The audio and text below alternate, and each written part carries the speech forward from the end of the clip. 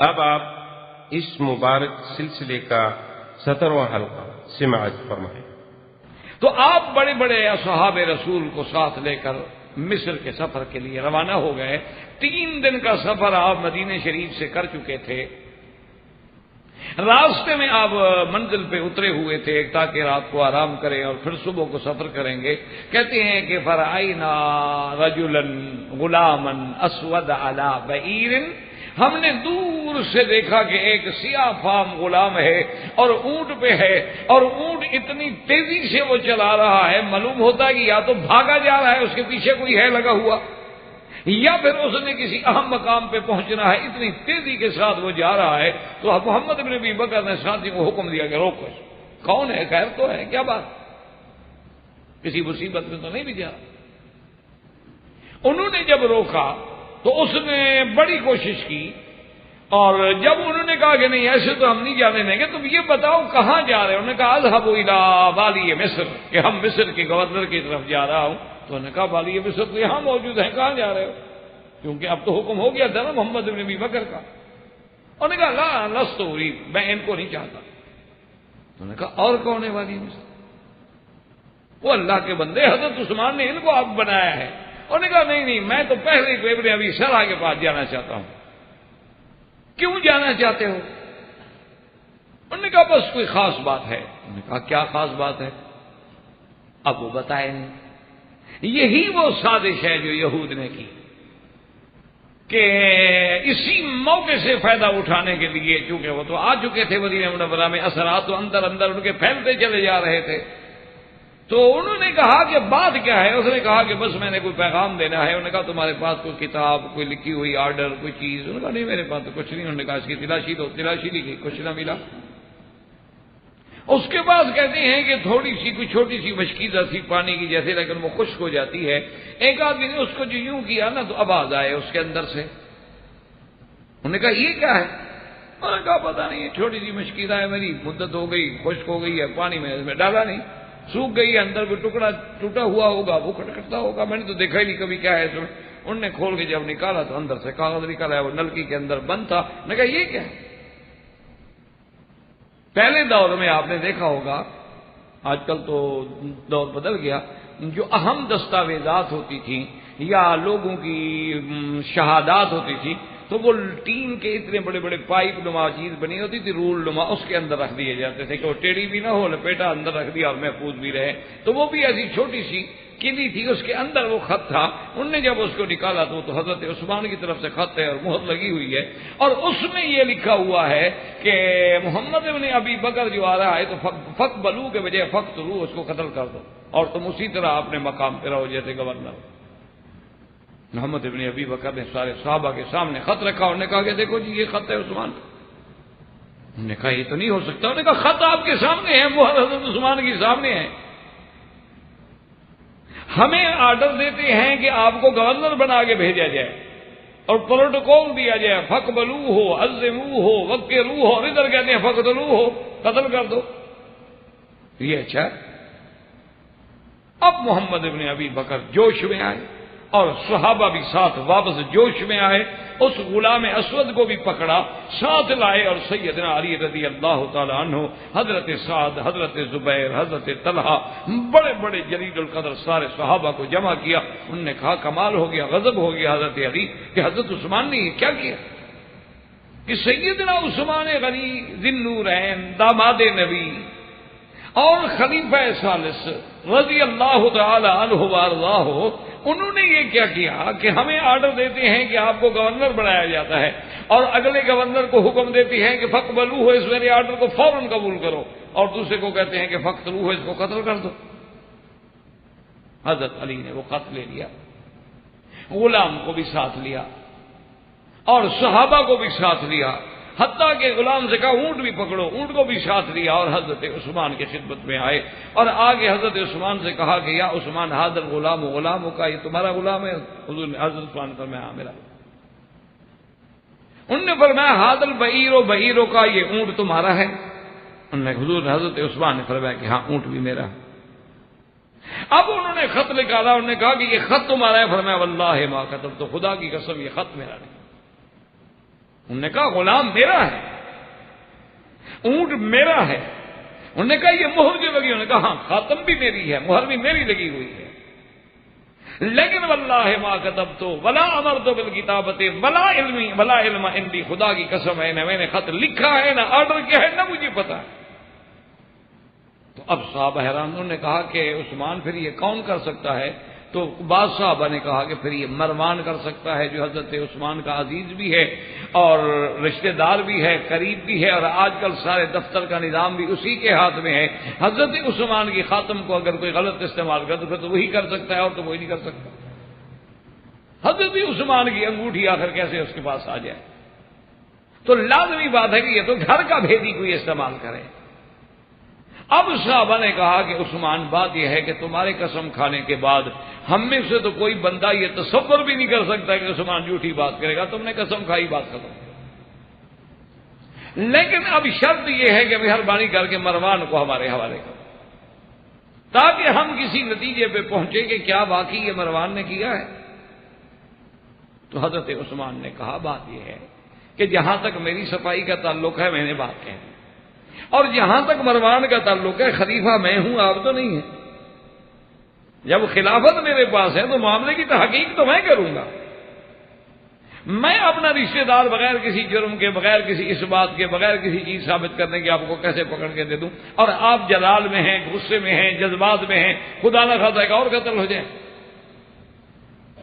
تو بہرحال انہوں نے کہا کہ دیکھو سیدھی بات ہے عثمان، اگر تم مروان بھی ہمیں نہیں دیتے ہو اور ہم اس سے تحقیق بھی نہیں کر سکتے ہیں، تو بہرحال ہم آپ کو تو بے گناہ سمجھتے ہیں، لیکن ہم آپ پہ خوش نہیں رہے، اب ناراض ہیں آپ۔ تو اس طرح دشمنان صحابہ کو اور دشمنان اسلام کو موقع مل گیا سیدنا عثمان رضی اللہ تعالی عنہ کے خلاف اکٹھے ہونے کا۔ وہ یہودی سبائی جو ٹولہ تھا انہوں نے جناب اب بھڑکایا اندر اندر کہ عثمان نے یہ کیا، اور جی مروان نے بھی کیا ہو تو پھر بھی تو عثمان نے کیا نا، جی ان کا ہی تو آخر وہ جو ہے سیکٹری ہے، ان کا جو ہے وہ ADC ہے، اس نے کیا ہے تو حضرت عثمان کے منشے کے بغیر کیسے ہو سکتا ہے؟ تو انہوں نے لوگوں کو بھڑکانا شروع کیا، اور انجام کار یہ ہوا کہ حضرت عثمان کو ان کے گھر میں محصور کر دیا گیا۔ ان نے باہر سے گھیرا ڈال دیا اور انہوں نے کہا کہ ہم حضرت عثمان کو نہیں نکلنے دیں گے، یا مروان ہمارے حوالے کرے ورنہ ہم حضرت عثمان کو قتل کریں۔ اور محمد ابن ابی بکر بھی ان کے ساتھ ہے، کیونکہ محمد ابن ابی بکر ہی کا تو معاملہ تھا، اور یہ معاملہ کتنے بڑے سے بڑے آدمی کے بارے میں ہو جائے تو مجھ سے بھی خطا ہو سکتی ہے کہ اسے کہا جائے کہ آپ کو گورنر بناتے ہیں اور پیچھے آرڈر بھیجا جائے کہ آپ کو قتل کر دیا جائے، تو کون معاف کرے گا؟ اور وہ چھوٹا آدمی نہیں، وہ بھی تو ابی بکر کا بیٹا ہے۔ اب جب محاصرہ شروع ہوا تو ان لوگوں نے سیدنا عثمان رضی اللہ تعالیٰ عنہ کے گھر کا اس قدر شدت سے محاصرہ کیا کہ باہر کا کوئی آدمی اندر نہیں جا سکتا، اندر کا کوئی آدمی باہر نہیں نکل سکتا۔ اور انہوں نے حتیٰ کہ صحیح روایات میں موجود ہے، حضرت حسین کے بارے میں جو روایات ہیں نا پانی بند ہونے کی، ان کا تو کوئی دلیل ہی نہیں ہے، کوئی ثبوت ہی نہیں، کوئی سند ہی نہیں ملتی، اللہ ایک روایات ہیں سب کتب سابقہ کی اللہ عالم، لیکن حضرت عثمان کا تو روایات صحیحہ سے ثابت ہے کہ آپ کا پانی بند کر دیا گیا۔ اسی لیے ایک دن حضرت عثمان رضی اللہ تعالی عنہ نے اپنے گھر کی دیوار سے جھانکا تو باہر صحابہ بھی تھے اور لوگ بھی تھے، تو آپ نے فرمایا حل فیکم طلحہ، چپ۔ آپ نے فرمایا حل فیکم زبیر، چپ۔ آپ نے فرمایا حل فیکم سعد، لوگ چپ رہے۔ آپ نے فرمایا حل فیکم علی، لوگ چپ رہے۔ تو جب کسی نے جواب نہ دیا تو آپ نے فرمایا اچھا بھائی تم لوگ اتنے مجھ سے ناراض ہو گئے ہو تو کم از کم حضرت علی کو میرا پیغام تو پہنچا دو کہ فیسقینا، ہمارے لیے پانی کا تو کوئی بندوبست کرے۔ اور تم مدینے والے بھول گئے ہو کہ جب دیر روما کا پانی بغیر پیسوں کے مدینے والوں کو نہیں ملتا تھا تو 20,000 درہم خرچ کر کے میں نے وہ کنواں خرید کے مدینے والوں کو پانی پلایا، آج مدینے والوں نے میرا پانی بند کر دیا۔ حضرت علی رضی اللہ تعالی عنہ کو پیغام دیا گیا، حضرت علی نے فوراً حکم دیا موالی بنی ہاشم خاندان کے غلاموں کو کہ 3 مشکیزیں پانی کے بھر کے پہنچاؤ حضرت عمر کو۔ آگے گئے تو باغی جانے نہ دیں، حتیٰ کہ لڑائی ہو گئی اور کئی غلام حضرت علی کے زخمی ہو گئے، لیکن انہوں نے کسی نہ کسی شکل میں پانی پہنچایا۔ حضرت علی رضی اللہ تعالیٰ عنہ نے بلایا حضرت حسن اور حسین رضی اللہ عنہ کو، اور آپ نے فرمایا کہ یا ابنی حسن اور حسین، ایسا کرو کہ حضرت عثمان کے دروازے پہ جا کے پہرا دو اور جان دے دینی ہے، خبردار کوئی باغی حضرت عثمان کے گھر میں داخل ہو۔ اختلاف اپنی جگہ ہے، لیکن ہم قتل عثمان تو برداشت نہیں کر سکتے، وہ خلیفہ برحق ہے، داماد نبی ہے۔ حضرت طلحہ نے بھی اپنے بیٹے کو پہرے پہ لگایا، حضرت زبیر نے اپنے بیٹے کو پہرے پہ لگایا، حضرت سعد نے اپنے بیٹے کو پہرے پہ لگایا، اور دونوں حضرت حسن حسین دونوں بھی دروازے پہ تلواریں لے کے حضرت عثمان کی حفاظت سے کھڑے ہیں۔ اسی طرح اس اثنا میں حضرت عبداللہ ابن سلام آئے۔ حضرت عبداللہ ابن سلام رضی اللہ تعالی عنہ جو بہت بڑے یہود کے عالم تھے، اور پھر اللہ نے اسلام بھی نصیب کر دیا، تورات کے بھی عالم تھے، اب قرآن کے بھی عالم۔ وہ جب تشریف لائے تو حضرت عثمان کو دیوار کے باہر سے انہوں نے پکارا۔ حضرت عثمان نے دیوار سے سر مبارک نکال کے جھانکا تو کہا کہ عبداللہ ابن سلام ہو؟ انہوں نے کہا ہاں میں عبداللہ ابن سلام۔ کیسے آئے ہو؟ انہوں نے کہا حضرت میں اس لیے آیا ہوں، ایک تو میری جان حاضر ہے، اور دوسرا میں اس لیے آیا ہوں کہ آپ خلیفہ برحق ہیں، اور مدینہ منورہ میں اتنی طاقت ہے، فوج موجود ہے، اب حکم جاری کریں، آپ حکم تو جاری کریں۔ یہ کیا بات ہوئی کہ 150 آدمی نے یرغمال بنا رکھا ہے پورے مدینے کو کہ خلیفہ رسول محصور ہے، گھر میں بند ہے، وہ مسجد میں نہیں آ رہے، نمازیں نہیں پڑھا رہے، ان کو گھر میں بند رکھا ہوا، کل 150 بندہ ہے سارا، آپ حکم جاری کریں، مدینے میں فوج موجود ہے۔ اور اگر آپ یہ بھی نہیں کرنا چاہتے ہیں تو پھر کم از کم آپ ایسا کریں کہ ہم ایسے حالات پیدا کر دیتے ہیں کہ آپ صحیح دروازے کے بجائے دوسرے دروازے سے نکل کے مکہ شریف چلے جائیں۔ آپ مکہ جائیں گے تو پھر بھی آپ پر کوئی حملہ نہیں کر سکتا، اور اگر آپ مکہ شریف نہیں جانے چاہتے ہیں تو آپ شام چلے جائیں، وہاں تو ویسے بھی حضرت معاویہ رضی اللہ تعالیٰ عنہ کا اثر ہے۔ تو حضرت عثمان مسکرائے، کہا کہ عبداللہ ابن سلام تمہارے مشورے کا شکریہ، مکہ تو میں ایسے نہیں جانا چاہتا کہ مکے سے تو ہجرت کر کے آیا تھا، اب اپنی ہجرت کو نقصان پہنچاؤں، مکہ کیسے جاؤں، مکہ چھوڑ کے تو میں مدینے آیا۔ آپ جو کہتے ہیں کہ شام چلا جاؤں، وہاں میری سلطنت ہے، حضرت معاویہ میرے وہاں ساتھ ہیں، تو میں مدینہ چھوڑ کے شام کو مدینے پہ کیسے ترجیح دوں؟ تیسری بات یہ ہے کہ آپ کہتے ہیں کہ آرڈر جاری کر دیں ان باغیوں کو پکڑنے کے لیے، باغی مجھے قتل کرنا چاہتے ہیں، اور تو ان کا کوئی مطالبہ نہیں ہے نا، تو میں نہیں چاہتا کہ میری وجہ سے محمد مدنی کے شہر میں خون بہہ جائے، کہ جب میں آرڈر کروں گا اگر 150 بندہ وہ بھی تو لڑے گا نا، میری فوج بھی لڑے گی تو کچھ لوگ تو مارے جائیں گے، اور اس خون بہانے کی ذمہ داری مجھ پہ آ جائے کہ میں حضور صلی اللہ علیہ وسلم کے شہر میں خون بہانے والا بنوں، مجھے یہ قبول نہیں ہے۔ زیادہ سے زیادہ باغیوں کو میری جان کی ضرورت ہے تو میری جان اللہ کے لیے حاضر، اگر وہ غلط فہمی میں مبتلا ہو گئے ہیں تو اللہ کی مرضی۔ وہ چلے گئے، دوسرے دن ایک اور صحابی گیا، انہوں نے کہا عثمان آپ کیا کر رہے ہیں؟ آپ اتنا مظلوم کی حیثیت میں، محصور کی حیثیت میں زندگی گزار رہے ہیں، آپ کی فوجیں قبرص اور قسطنطنیہ اور اندرس فتح کر رہی ہیں، اور آپ مدینہ الرسول میں اتنے مجبور ہیں، آپ حکم تو کریں۔ اللہ اکبر! پتہ ہے حضرت عثمان نے کیا کہا؟ ایک روایت میں آتے کہتے ہیں اوری تو کہتے ہیں مجھے خواب میں نے دیکھا کہ سرکار دو عالم سیدنا محمد الرسول اللہ صلی اللہ علیہ وسلم، ابو بکر، عمر آپ موجود ہیں، اور اس کے بعد حضور نے فرمایا عثمان کیوں دیر کر رہے ہو، ہم تو آپ کی انتظار کر رہے ہیں۔ انہوں نے کہا جب اللہ کا نبی میرے نکاح کی انتظار کر رہا ہے تو میں شہید ہونے کے لیے تیار ہوں، میں کیوں دیر کروں؟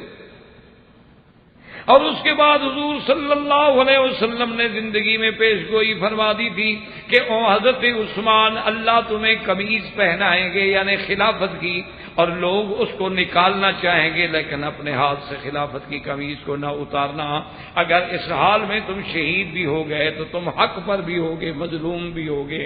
اسی لیے حضرت عثمان نے فرمایا کہ یا اصحاب رسول اللہ، اے حضور کے صحابہ، کیا تم میں وہ لوگ موجود ہیں جنہوں نے وہ حدیث سنی حضور کی کہ حضور ایک دفعہ غار حرا کے پہاڑ پہ ہیں اور دوسری دفعہ جبل سبیر پہ ہیں۔ جبل سبیر جو ہے یہ مکے اور مینا کے درمیان میں پہاڑ ہیں، حضور اوپر کھڑے ہیں، پہاڑ ہلنے لگا تو حضور نے پاؤں مارا، فرمایا اسبت یا سبیر، جم جاؤ سبیر، حرکت نہ کرو، ما علیک الا نبی و صدیق و شہید۔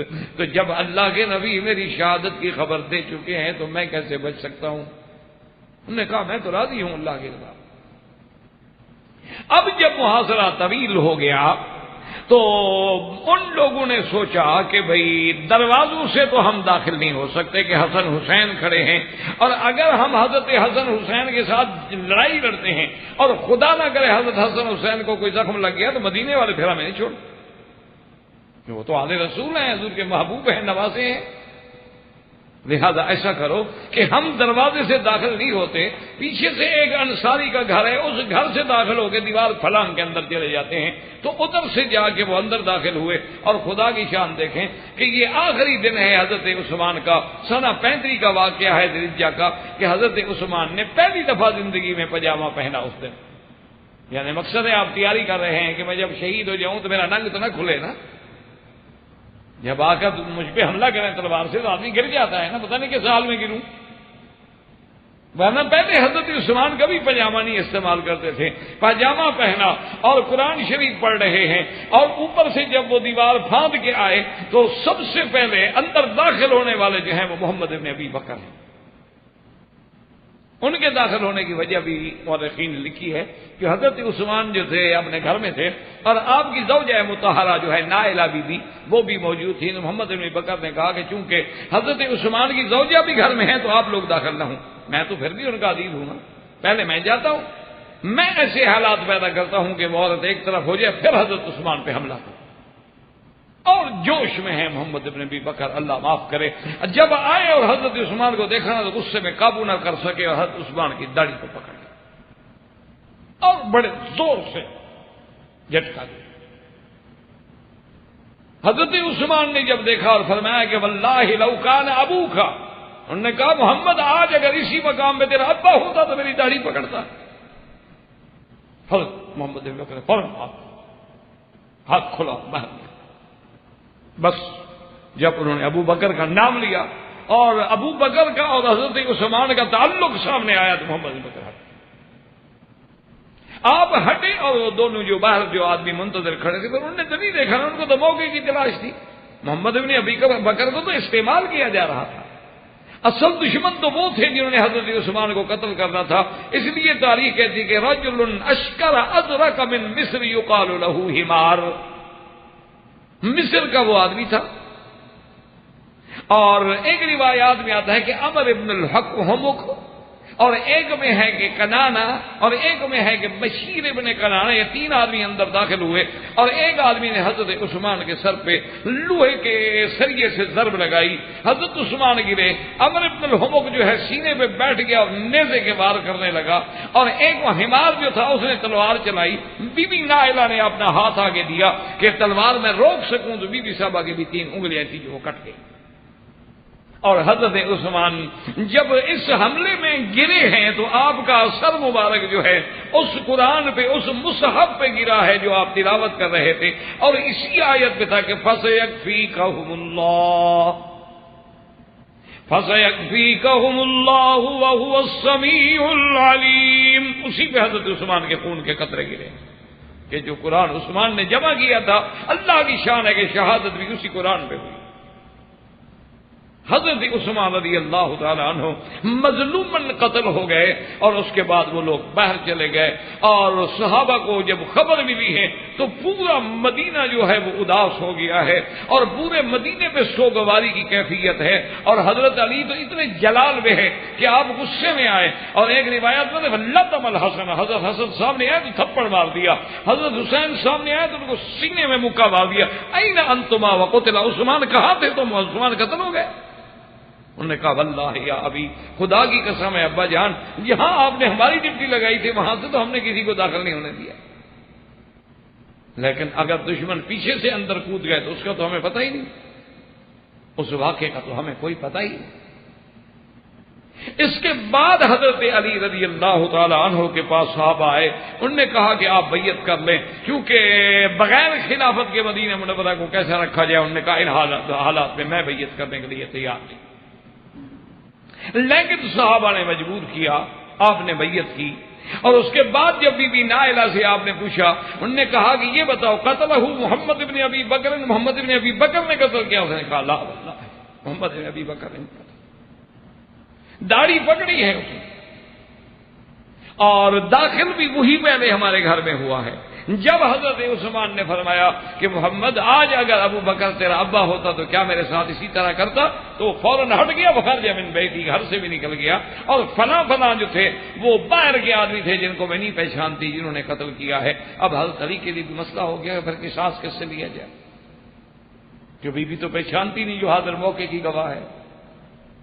سب سے بڑا اس بات جو تھا وہ محمد ابن ابی بکر کا تھا، اور وہ تو بیوی کہتی ہے کہ محمد ابن ابی بکر نے قتل نہیں کیا۔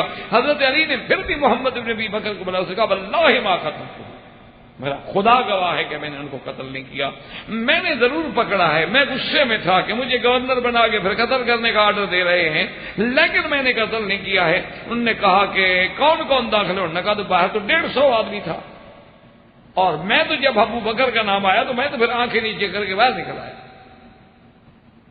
تو حضرت عثمان رضی اللہ تعالیٰ عنہ قتل مظلوما، اور اللہ کے نبی کی بات بھی سچی ہو گئی کہ آپ نے پہلے سے آپ کو بتا دیا تھا کہ تم نے شہید ہونا ہے اور تم علی الحق ہوگے، اور لوگ تیری خلافت کی قمیص کو اتارنے کی کوشش کریں گے لیکن تم نہ اتارنا۔ سیدنا عثمان آخر وقت تک اپنے حق پہ قائم رہے اور مدینہ الرسول کی حفاظت کے لیے اپنی جان قربان کر دی، لیکن مدینے میں خون پھیلانے کو پسند نہ کیا، رضی اللہ تعالی عنہ وارضاہ، وآخر دعوانا الحمدللہ رب العالمین۔ انشاءاللہ اگر اللہ کو منظور ہے تو اگلے درس میں پھر ہوگا متاعن عثمان، کہ حضرت عثمان پہ جو اعتراضات ہیں، چونکہ ہم یہ چاہتے ہیں کہ خلفائے راشدین کے مناقب میں ایک اللہ کی قدرت سے، اللہ کی توفیق سے ایک جامع چیز آ جائے کہ جب دنیا کے سامنے وہ جائے تو کم از کم وہ متاعن بھی پڑھ سکے، ورنہ چونکہ سیرت کی کتابوں میں آپ کو متاعن نہیں ملیں گے، اور جن کتابوں میں متاعن ہوتے ہیں وہاں سیرت نہیں ہوتی، کیونکہ وہ الگ کتابیں ہوتی ہیں، وہ الگ کتابیں ہوتی ہیں۔ لیکن اس لیے ہم اپنی طرف سے کوشش کریں گے، باقی تو اللہ کے ہاتھ میں ہے، وہی ہوگا جو اللہ توفیق دیں گے۔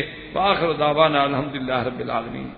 برادران اسلام، واجب الاحترام بزرگوں، دوستوں، عزیز نوجوانوں، خلفائے راشدین کی فضیلت، منقبت، عظیمت کے ضمن میں ہم اپنے دروس کا جو سلسلہ اللہ کی رحمت سے جاری کیے ہوئے ہیں، وہ سابقہ درس میں اختصار سے سیدنا عثمان رضی اللہ تعالی عنہ کے مناقب، فضائل اور آخر میں حضرت کی شہادت بیان الحمدللہ ہو گئی۔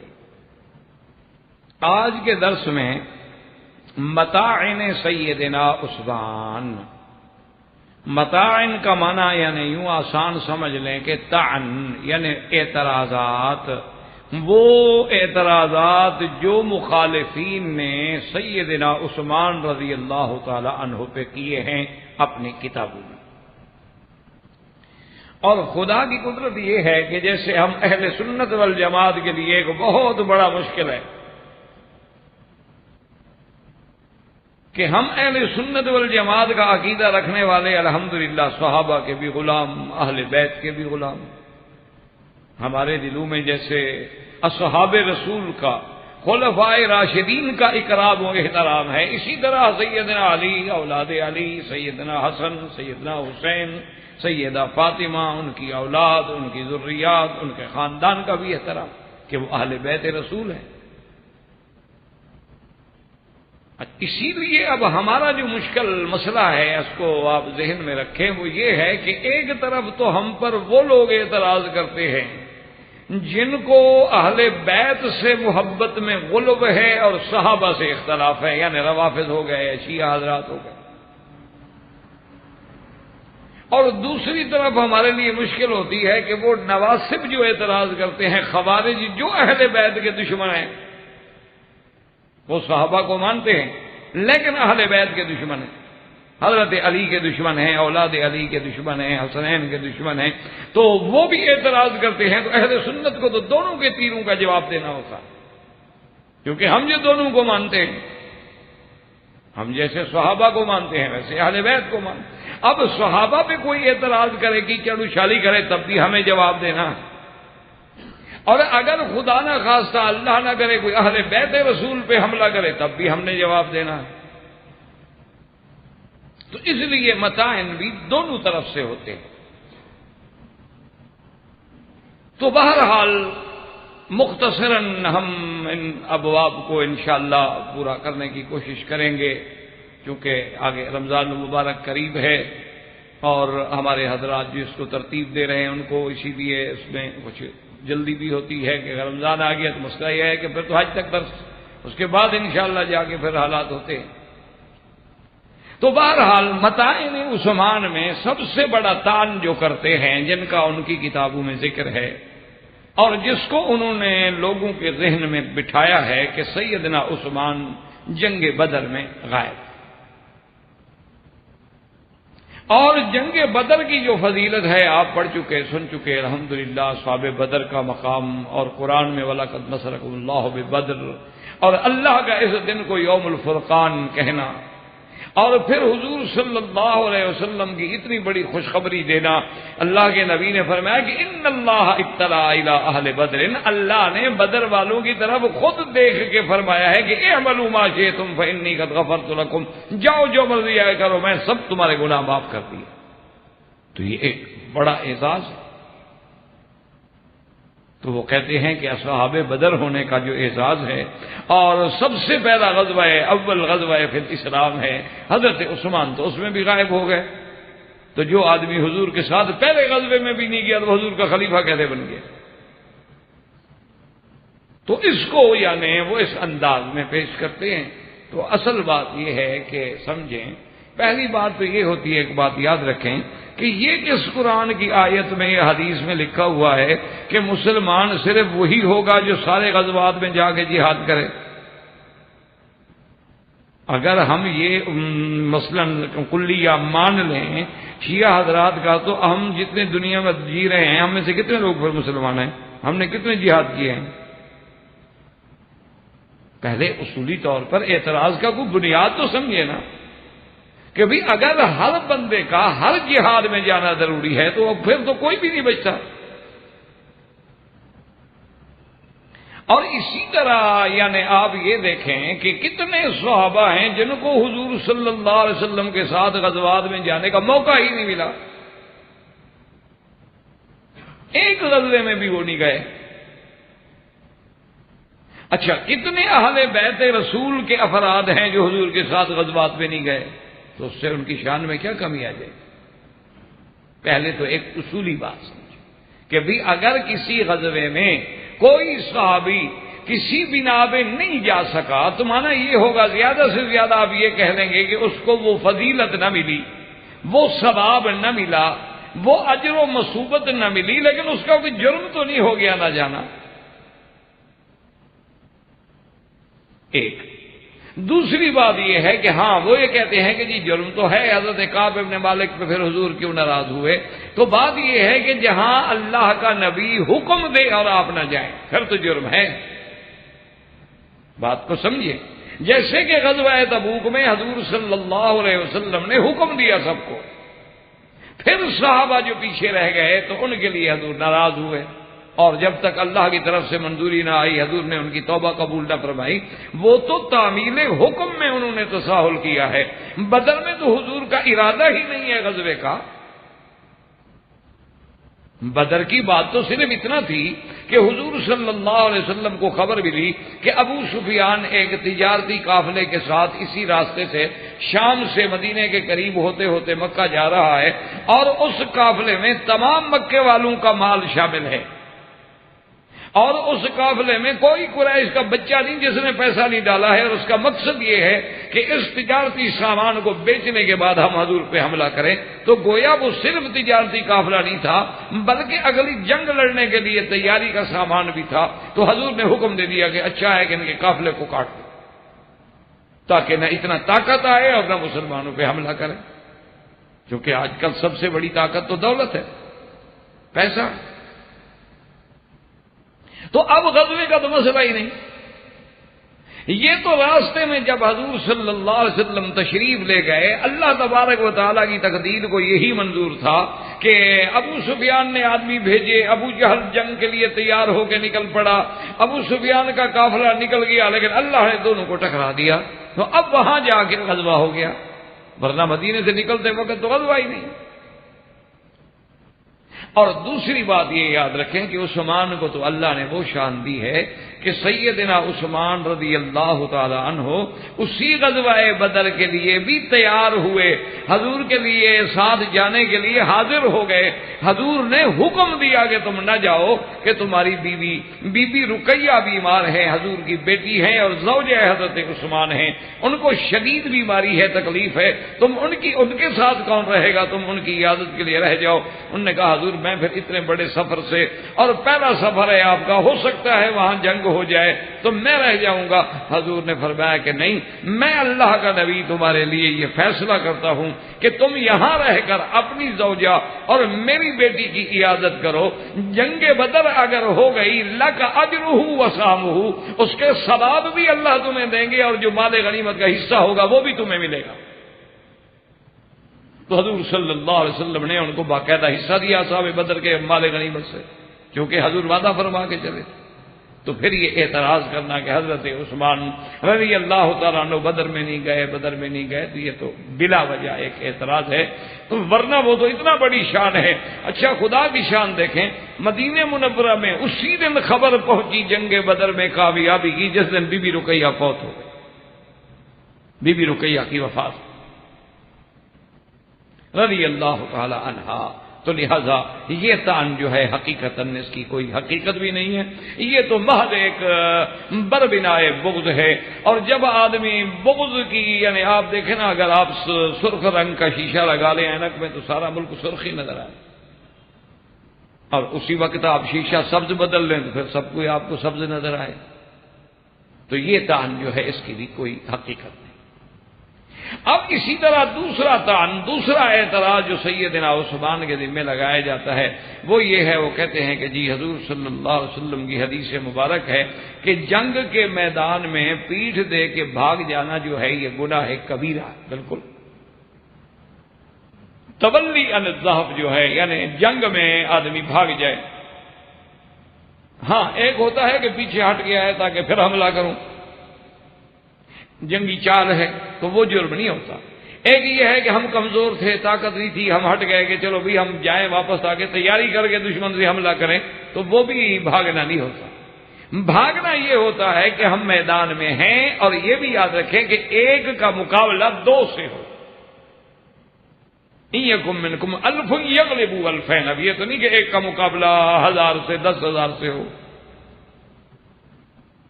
اگر ایک کے مقابلے پر 2 سے زیادہ لوگ آ گئے اور ہم پیچھے ہٹ گئے تو پھر بھی گناہ نہیں ہوتا۔ گناہ تب ہوتا ہے کہ اللہ نے مسلمان کو اتنی قوت بہرحال کمزوری کے باوجود بھی دے دی ہے کہ ہمارا ایک جو ہے دشمن کے 2 کے مقابلے پہ بھاری ہے۔ تو اب وہ اعتراض کرتے ہیں کہ جب سیدنا عثمان رضی اللہ تعالیٰ عنہ جنگ احد میں بھاگ گئے تو گناہ کبیرہ کے مرتکب ہو گئے، اور جب آدمی گناہ کبیرہ کا مرتکب ہو جائے نعوذ باللہ تو وہ تو فاسقین میں ہو جاتا ہے، اور پھر وہ خلفائے راشدین میں کیسے شمار ہوگا۔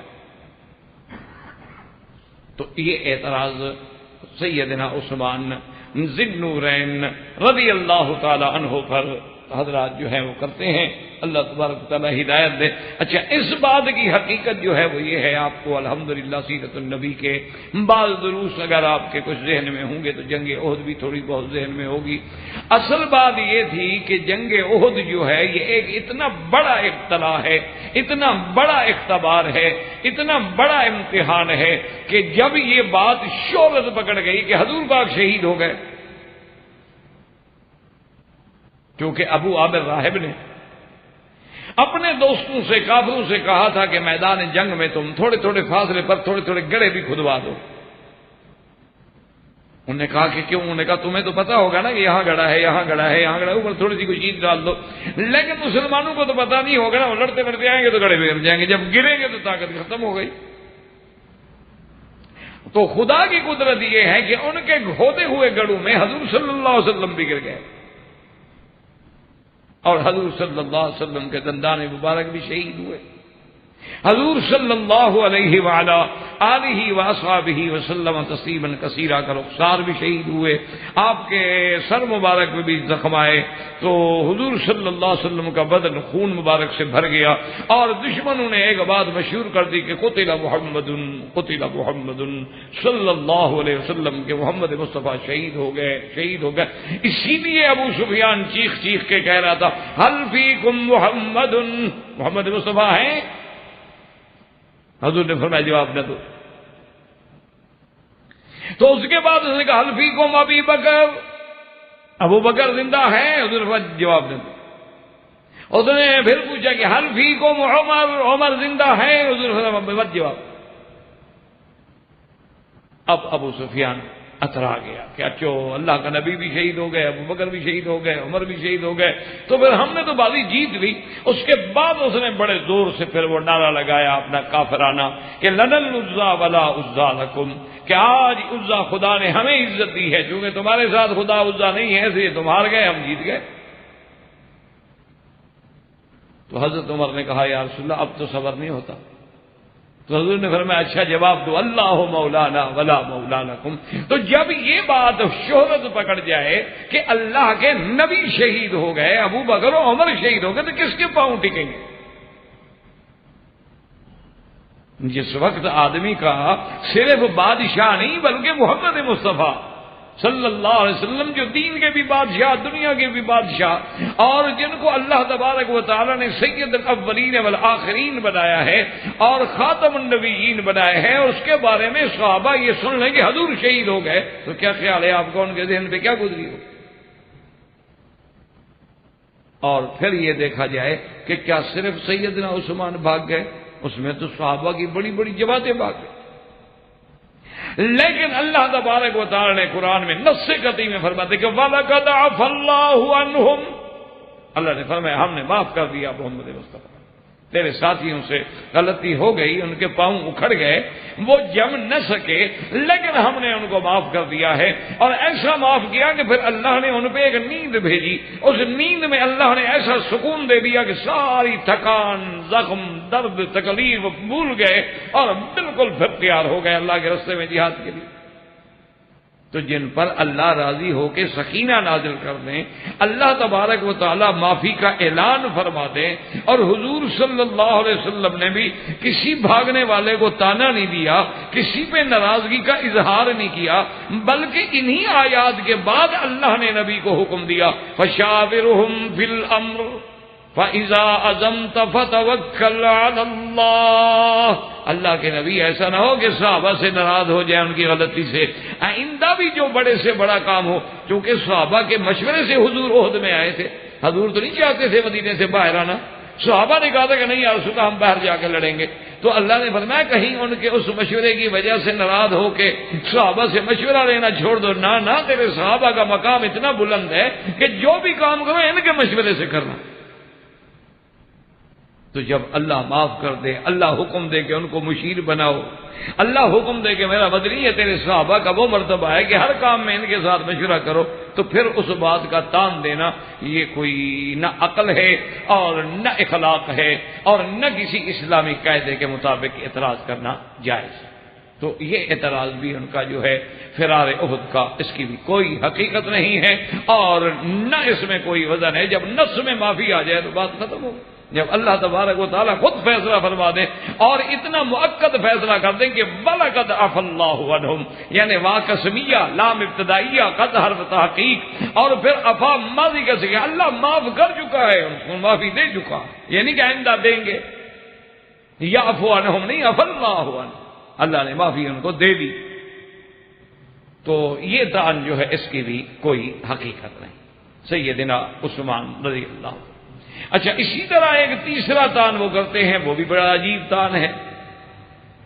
وہ کہتے ہیں کہ جی قرآن پاک میں جو آیا ہے مقام بیعت رضوان کا، جن لوگوں نے بیعت کی، اور ایک ان کا ہاتھ تھا، ایک حضور صلی اللہ علیہ وسلم کا ہاتھ ہے، اور اس کے بعد ایک اللہ کا ہاتھ ہے، اور اللہ نے ان کی رضا کی سرٹیفکیٹ دیا کہ لقد رضی اللہ عن المؤمنین اذ یبایعونک تحت الشجرہ۔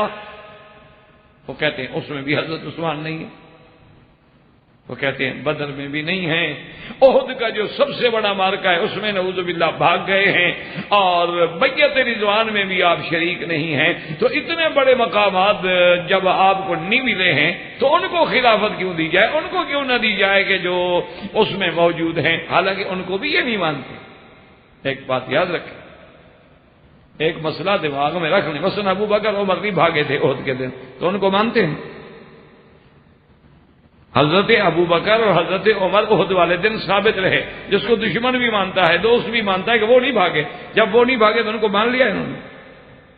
اصل بات تو یہ ہے کہ جہاں جس پہ اعتراض کا موقع ملے، ورنہ نہ ان کو بیعت رضوان کی کوئی اہمیت ہے، نہ مقام بدر کی کوئی اہمیت ہے، نہ ان کے لیے احد کوئی مسئلہ ہے۔ ان کے لیے تو صرف وہی مسئلہ ہے کہ جہاں موقع ملے اعتراض کرنا ہے۔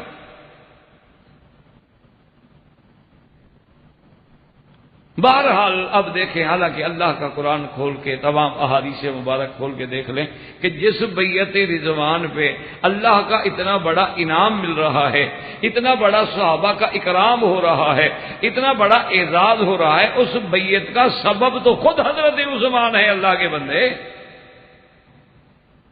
وہ تو حضرت عثمان کے لیے ہی تو بیعت نہیں جا رہی ہے کہ حضرت عثمان مکہ مکرمہ گئے، صحابہ نے آپ کو اطلاع پہنچی، کسی نے خبر اڑا دی، کیونکہ اصل بات تو اتنی تھی نا کہ حضور حدیبیہ کے مقام پہ تھے اور کافروں کی لشکر جو ہے حد حرم کے اندر تھا، درمیان میں تو تھوڑا سا چند فرلانگ کا فاصلہ تھا، یہاں ان کی فوجی ہیں اور وہاں 1400 صحابہ،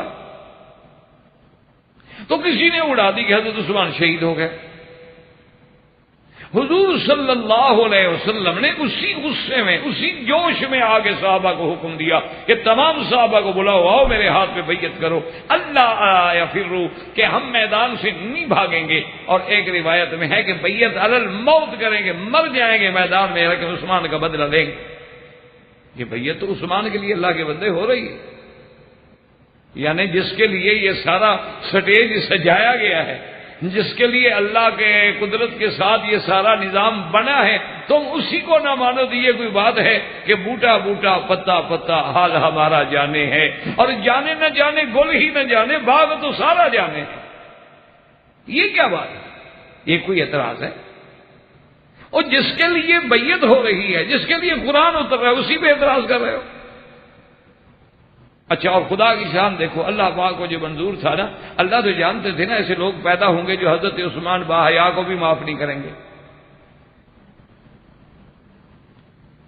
یعنی جس سے اللہ کے فرشتے بھی حیا کریں، ایسے لوگ بھی پیدا ہو جائیں گے کہ جو حضرت عثمان، یعنی الذی یستحیی منہ الملائکہ، جس سے اللہ کے فرشتے حیا کریں، اس کا بھی حیا نہ کریں۔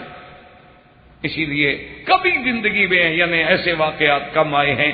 آپ دیکھیں کہ عبداللہ ابن ابی کا جنازہ پڑھنے کے لیے حضور تیار ہو گئے، صرف تیار نہیں، جنازہ پڑھ دیا، لیکن ایک آدمی کا جنازہ آیا، حضور صلی اللہ علیہ وسلم کو خبر دی گئی کہ حضور فلاں کا جنازہ آ گیا ہے اور جنازہ تیار ہے، میں صلی علیکم علیہ، تم پڑھ لو نماز۔ حضور نہ آئے۔ اس کے بعد یہ بڑی عجیب بات تھی کہ اللہ کا نبی موجود ہو، اطلاع دی جائے اور پھر جنازے پہ نہ آئے۔ تو بعد میں صحابہ نے پوچھا کہ یا رسول اللہ، یہ تو بہت کم ہم نے دیکھا ہے۔ آپ نے فرمایا انہ یبغض عثمان، یہ میرے عثمان کے ساتھ بغض رکھتا تھا، میں محمد اس کا جنازہ پڑھنے کے لیے تیار نہیں۔ انہ یبغض عثمان، اللہ کا نبی اس کا جنازہ نہیں پڑھتے کہ عثمان سے بغض رکھے اور میں کہوں اللہم اغفر لہ، یہ نہ ہو بھائی، میں اس کے لیے بخشش مانگوں۔ یعنی حضور نے اپنے دشمن کا جنازہ تو پڑھ لیا، عثمان کے دشمن کا جنازہ حضور صلی اللہ علیہ وسلم نے نہیں پڑھا۔ اب جناب دیکھیں کہ اللہ کو تو پتا تھا نا کہ ایسے لوگ پیدا ہوں گے، اللہ کے تو سب علم میں ہے، تو کتنی شان کی بیعت ہوئی ہے حضرت عثمان کی۔ حضور پاک صلی اللہ علیہ وسلم نے فرمایا کہ صحابہ ٹھہر جاؤ، صحابہ ٹھہر گئے۔ آپ نے فرمایا ایک بندہ رہ گیا ہے، اس کی بھی ہم بیعت کر لیتے ہیں۔ انہوں نے کہا حضرت وہ کون رہ گیا؟ انہوں نے کہا حضرت عثمان۔ انہوں نے کہا حضرت ان کی بھی تو ہم بیعت کریں۔ انہوں نے کہا ہو سکتا ہے وہ زندہ ہو سکتا ہے اللہ کے ہاں وہ زندہ ہو۔ تو ھذا یدی وھذا ید عثمان، حضور نے فرمایا کہ لوگوں دیکھ لو میرے صحابہ، یہ میرا ہاتھ ہے اور یہ میرے عثمان کا ہاتھ ہے، میں عثمان کی طرف سے خود بیعت کرتا ہوں۔ صحابہ کہتے تھے بخن لی عثمان، عثمان واہ واہ تیری شان کہ اللہ کے نبی نے اپنے ہاتھ کو تیرا ہاتھ بنا دیا، ایسا ہاتھ کس کا بنے گا؟ کہ اللہ کے نبی نے تیرے ہاتھ کو اپنا ہاتھ بنا دیا کہ ہاذا یدی ہذہ یدی وہذا ید عثمان، میرا ہاتھ ہے اور یہ عثمان کا ہاتھ ہے. اور پھر شان دیکھو، دراصل حقیقت میں تو دونوں ہاتھ میرے نبی کے ہیں اور ان کے اوپر ید اللہ فوق ایدیہم، اللہ کا ہاتھ ہے. ایسی بیعت تو کسی صحابی کو بھی نصیب نہیں ہوئی جو حضرت عثمان کی بیعت ہوئی ہے رضی اللہ تعالی عنہ. اس کے بعد بھی اعتراض کیا جائے تو بس اللہ تبارک و تعالی سے ہدایت کی دعا کی جا سکتی ہے اور تو کچھ نہیں کیا جا سکتا. تو اس تان کی بھی الحمدللہ آپ نے حقیقت پڑھ لی. اب اسی طرح حضرت عثمان رضی اللہ تعالی عنہ پہ ایک اور تان کرتے ہیں. وہ یہ تان کرتے ہیں کہ حضرت عثمان نے حضرت ابی ذر رضی اللہ تعالی عنہ کو شام سے نکلوایا اور پھر مدینے بلایا، پھر مدینے میں سزا دی، پھر مدینے سے بھی نکال دیا. اور ابی ذر رضی اللہ تعالیٰ عنہ بڑے زہاد صحابہ میں ہیں، تو اللہ کے نبی کے اتنے بڑے صحابی کو تکلیف پہنچانا، ایذا دینا اور شام سے اس کو بڑا نعوذ باللہ توہین کے ساتھ نکلوانا، پھر مدینے میں بھی نہ رہنے دینا، تو یہ آدمی حضور کا خلیفہ کیسے بن سکتا ہے؟ تو یہ بھی ایک الزام. اور باقاعدہ انہوں نے روایات میں لکھا ہے کہ حضرت عثمان، حضرت معاویہ رضی اللہ تعالی عنہ چونکہ شام میں تھے، اس وقت شام کے گورنر آپ تھے، انہوں نے حضرت ابی ذر کے بارے میں حضرت عثمان کو لکھا کہ حضرت ابی ذر نے مجھے تنگ کر دیا ہے، ان کو مدینے میں بلا لیں. تو وہ کہتے ہیں کہ حضرت عثمان نے ان کو خط لکھا کہ اس کو تم تیز سوار کے ساتھ تیز رفتار سواری پہ بھیج دو، اور اتنا تیز رفتار وہ سوار اور سواری ہو کہ اس کو راستے میں سفر میں ہلکان کر دیں. کیونکہ رات دن سفر اور تیز چلنے والا اور بندہ سخت جان ہو، آرام ہی نہ کرنے دے تو بندہ تو ٹوٹ پھوٹ جائے گا نا. شام سے اونٹوں کا سفر ہو مدینے شریف تک. تو یہ بھی ایک الزام ہے، یہ بھی ایک تان ہے جو سیدنا عثمان پہ لگایا جاتا ہے، اور یہ بھی حقیقتاً بالکل جھوٹ ہے. وجہ اس کی صرف یہ ہے کہ سیدنا معاویہ رضی اللہ تعالی عنہ کے دور میں جب بڑے بڑے فتوحات ہوئیں، مال کی کثرت ہو گئی، تو حضرت ابی ذر جو ہیں یہ بالکل زاہد طبیعت آدمی تھے. ان کی یعنی اپنے اجتہادی طور پہ ان کے نزدیک تو آج کھانا جو بچ گیا ہے نا، اس کو کل کے لیے رکھنا بھی نہ جائے. حضرت ابی ذر ان صحابہ میں ہیں، زہاد صحابہ میں ہیں، زاہد لوگ تھے. جیسے دنیا میں ہوتے ہیں نا بعض لوگ زاہد ہوتے ہیں، ان کو پرواہ نہیں ہوتی، کچھ نہیں رکھنا. اچھا بعض بڑے بڑے اللہ والے ہوتے ہیں لیکن بڑے بڑے ٹھاٹ سے اور بڑے بڑے شان سے رہتے ہیں، اعلیٰ سے اعلیٰ لباس پہنتے ہیں، اعلیٰ سے اعلیٰ چیزیں استعمال کرتے ہیں. اور بعض اولیاء اللہ ہوتے ہیں بالکل سادہ رہتے ہیں. میں نے اسی ملک میں ایک شیخ ابی بکر سے گزرے تھے، وہ کہتے ہیں میں نے سنا ہے، دیکھا بھی نہیں، زیارت بھی نہیں کی، لیکن ان کے بارے میں سنا کہ ماشاءاللہ یہاں کی حکومت نے ان کے گھر میں بجلی لگانے کے لیے جب حکم دیا تو انہوں نے کہا کہ ساری بستی میں لگا دو لیکن میری مسجد اور میرے گھر میں نہ لگاؤ. تو انہوں نے کہا کہ انہوں نے کہا کہ بات یہ ہے کہ میرے محبوب سرکار دو جہاں کے گھر میں بجلی نہیں تھی، حضور پاک کے زمانے میں آپ کی مسجد میں بجلی نہیں تھی، میں جب تک زندہ ہوں میں اسی طرح دیے پہ گزارا کروں گا جیسے حضور صلی اللہ علیہ وسلم نے گزارا. تو یہ تو عشق کی بات ہے، محبت کی بات ہے، ورنہ شریعت میں کوئی بجلی لگانا ناجائز تو نہیں ہے. بہت سارے اپنے علماء دیکھے ہیں اور یعنی اپنے اساتذہ میں بھی دیکھا ہے کہ رات کو جو روٹی بچ جاتی تھی اس کو چھپا کے رکھتے تھے اور صبح بڑے شوق سے منگواتے کہ بھئی وہ چائے کے ساتھ روٹی لے آؤ نا جی، رات بچ گئی تھی ٹکڑے وہ لے آؤ. وہ طلبا کے جو ٹکڑے بچے ہوتے تھے وہ سارے اکٹھے ہو جاتے. یہ ہمارے بسکٹ ہوتے تھے جب ہم پڑھتے تھے. تو اچھا ہم یہی سمجھتے تھے کہ چونکہ غربت ہے، مقصد یہ ہے کہ مدرسے میں اتنی روٹیاں آتی نہیں، روٹی تو ایسے مانگے تانگے کی آتی ہے، اسی لیے جو بچ جاتی ہے اب صبح کون پکائے پھر ناشتہ دے. آج کل تو جناب طلبا دینی مدرسوں میں جو پڑھتے ہیں نا، ان کو ایک دن ناشتہ نہ ملے نا تو شام کو مدرسہ چھوڑ کے چلے جاتے. اب تو میں انگریزی مدرسوں کی بات نہیں کر رہا، منز بیگان کا ہرگز نہ ڈالا. ہمیں ان سے کیا گلا ہے؟ ان سے تو ہمیں کوئی گلا ہے، ہمیں تو اپنوں سے گلا ہے کہ قرآن و حدیث کے متوالے، قرآن و حدیث پڑھنے والوں کا اب یہ عالم ہے کہ صبح ناشتہ ایک تو یہ ہے کہ باقاعدہ ٹائم پہ ملے، اور دوسرا یہ ہے ماشاءاللہ کہ ناشتہ جو ہے باقاعدہ مینو ہو کہ آج ہمیں فرائی ملے گا، آج ہمیں آملیٹ ملے گا، آج ہمیں کون سی ڈبل روٹی ملے گی، آج ہمیں اپنا جو ہے فلاں بریڈ ملے گا، وائٹ ملے گی یا براؤن بریڈ ملے گی، کون سی، یعنی طلباء مینو بنا کے دیتے ہیں. ہمارے اپنے مدرسوں میں یہ ہے. اور ایک مدرسے کا تو ماشاءاللہ یہ عالم ہے، ہم نے وہاں دیکھا کہ صبح ناشتے میں نے کہا یار یہ تو کسی بڑے سے بڑے زمیندار کو بھی شاید صنعت کار کو بھی نہ ملتا ہو جو طالبوں کو تم دے رہے ہو، کہ صبح صبح باقاعدہ نماز کے بعد ہر طالب کے لیے 1 پاؤ دودھ اور 1 پاؤ جلیبی. اور میں نے کہا تم نے کیوں طالبوں کو بگاڑ دیا، خدا خیر کرے، ان کا دماغ خراب ہو گیا، ہمارے مدرسوں میں تو پھر نہیں پڑھیں گے یہ، ہم کہاں سے جلیبی لے آئیں. انہوں نے کہا کہ جی میرا تو بس ایک مزاج ہے کہ یہ حضور کے عاشق ہیں، حضور کی حدیث پڑھنے والے ہیں، میں ان کو سرمایہ دار ہوں، صنعت کار ہوں، ملانر، ان سے اچھا کھلاؤں. حضور کے حدیث پڑھنے والے کیوں خراب کھانا کھائیں. میں نے کہا تمہارا اپنا ایک عشق ہے، دھن ہے، ذوق ہے.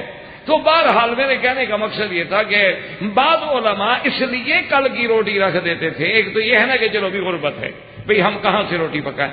بعض کیا غربت بھی نہیں ہوتی تھی پھر بھی وہ روٹی رکھ لیتے تھے.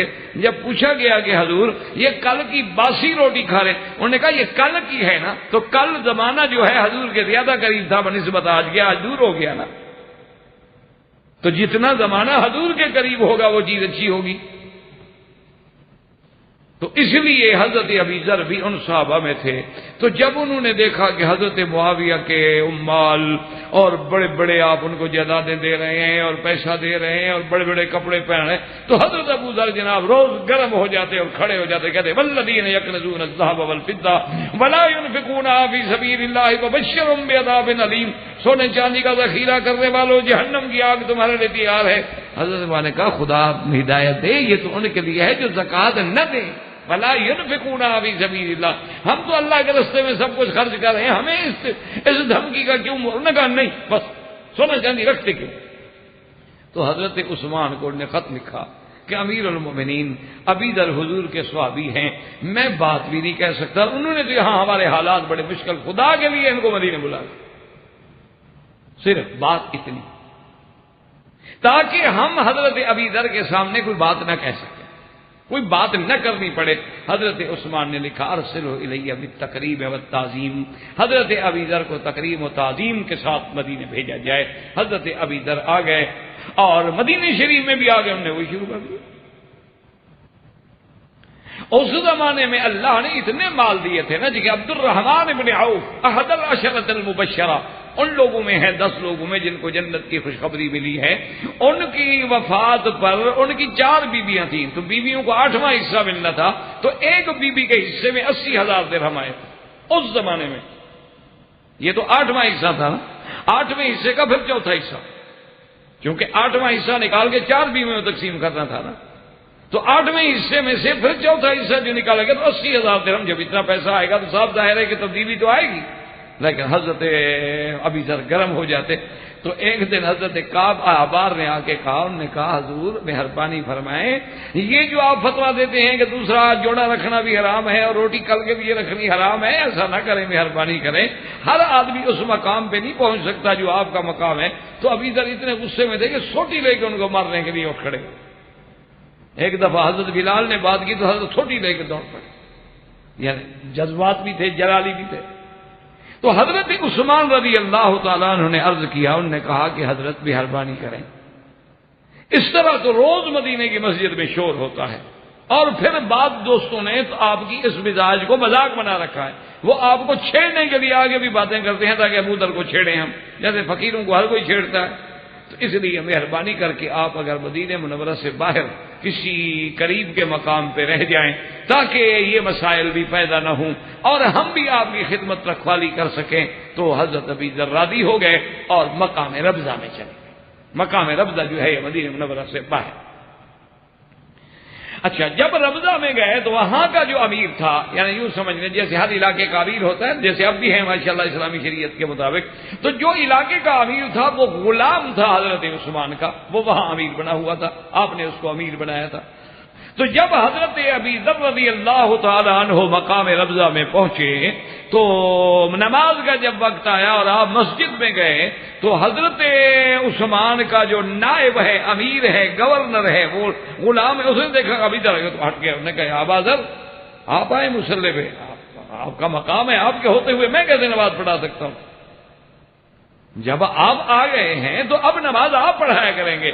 تو حضرت ابی ذر نے کہا کہ لا واللہ، تم چونکہ نائب ہو عثمان کے، اور نائب جو ہے وہ امیر کے حکم میں ہوتا ہے، مصلی پہ کھڑے ہونا تیرا حق ہے، میں تیرے پیچھے نماز پڑھوں گا. اگر حضرت عثمان کے فیصلے سے ناراض ہوتے تو اس کے غلام کے پیچھے نماز پڑھتے. اور اسی طرح اصل وجہ اس کی کیا تھی؟ اس کی وجہ ایک دفعہ یہ تھی کہ ایک دفعہ حضرت ابی ذر غزوے میں پیچھے رہ گئے. تو جب آپ کافی لیٹ ہو گئے، حضور کے دل میں روز دعا ہو کہ اللہ کرے ابو ذر آ جائے، ابی ذر آ جائے، ابی ذر آ جائے. تو تھوڑی ایک دفعہ حضور بیٹھے ہوئے تھے، دور سے مٹی اڑتی ہوئی دیکھی تو آپ نے فرمایا کون ابا ذر؟ آپ نے فرمایا ہو جائے ابی ذر ہو جائے، اللہ کرے ابی ذر ہو. یعنی ایسے جملے اس وقت کہے جاتے ہیں جب تیقن ہو.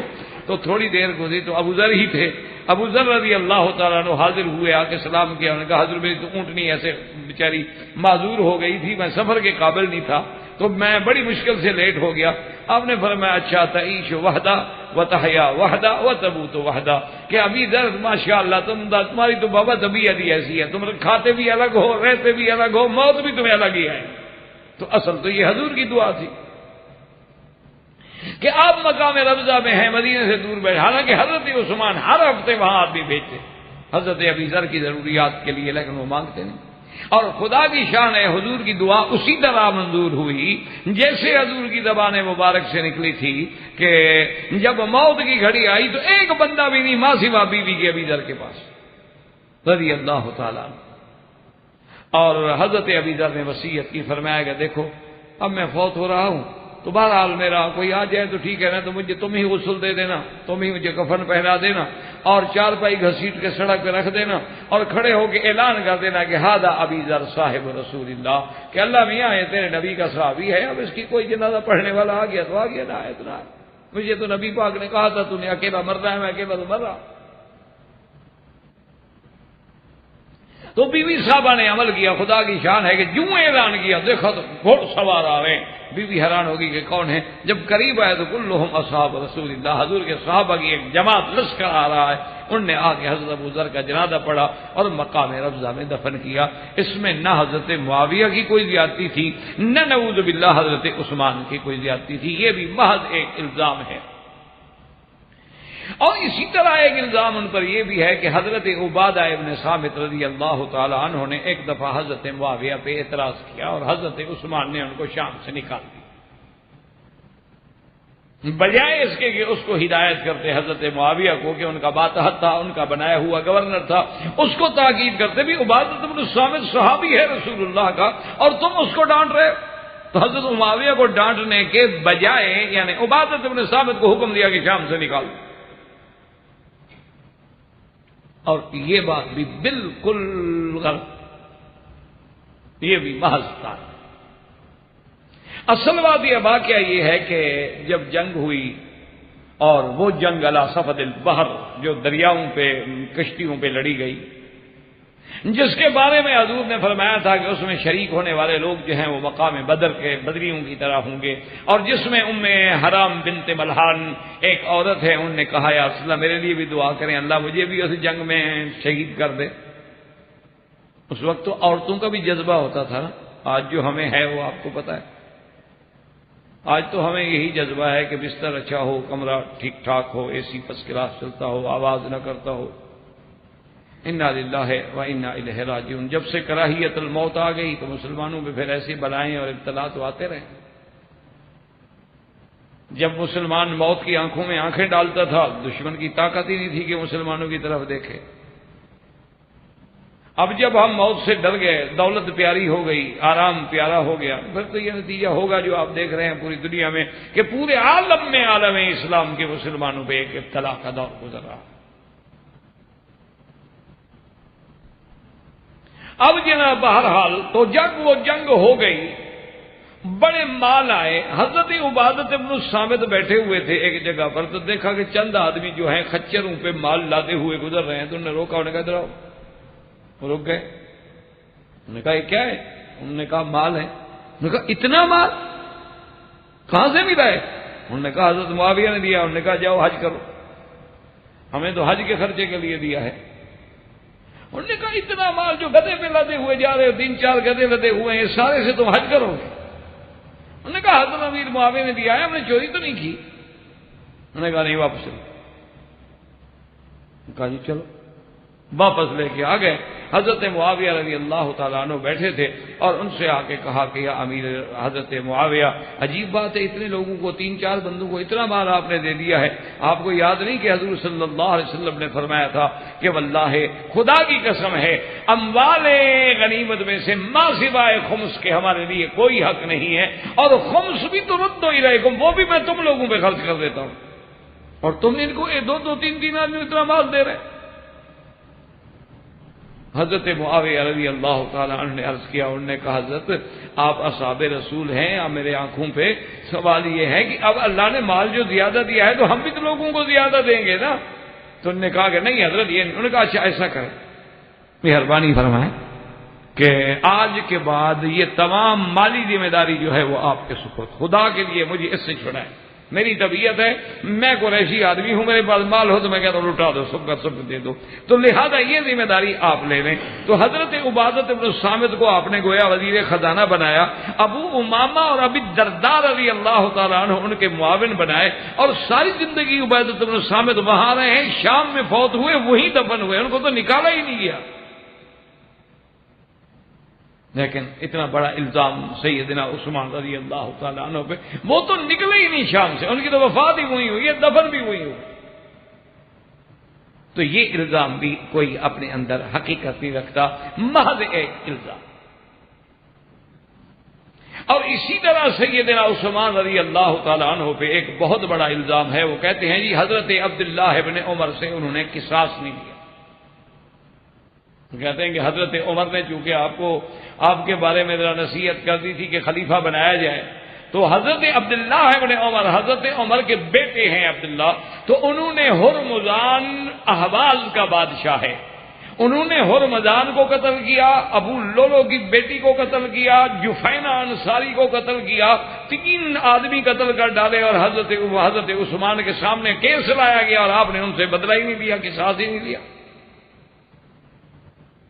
تو جو آدمی قصاص نہ لے، ایک مسلمان کو قتل کر دیا جائے اور پھر باقاعدہ وہ مقدمہ آپ کی دربار میں نہیں لایا گیا، یہ تو ہے نا کہ حضرت عثمان کہہ سکتے تھے کہ مجھے پتہ نہیں لگا، لیکن حضرت عثمان کی دربار میں، آپ کی عدالت میں، خلافت میں باقاعدہ وہ مقدمہ دائر ہوا کہ حضرت عبداللہ ابن عمر نے ہرمزان کو مارا ہے، آپ نے ابو لولو کی لڑکی کو مارا ہے، اور آپ نے جفینہ کو مارا ہے، ان کا قصاص ہونا چاہیے، لیکن آپ ٹالتے رہے، لیکن حضرت عبداللہ ابن عمر سے قصاص نہیں لیا۔ تو جو آدمی ایک مسلمان کے قتل کا قصاص نہ لے سکے، وہ نبی کا خلیفہ کیسے بن گیا؟ افسوس تو یہ ہے نا کہ ہم دونوں کے غلام ہیں، ورنہ اگر ہم یہی بات حضرت علی کے بارے میں کہہ دیں کہ عثمان کا قصاص نہیں لیا تو وہ خلیفہ کیسے بن گئے، پھر کیا جواب ہوگا؟ وما ہوا جوابکم فہو جوابنا، جو اس کا تم جواب دے دو وہی ہمارا سمجھ لو۔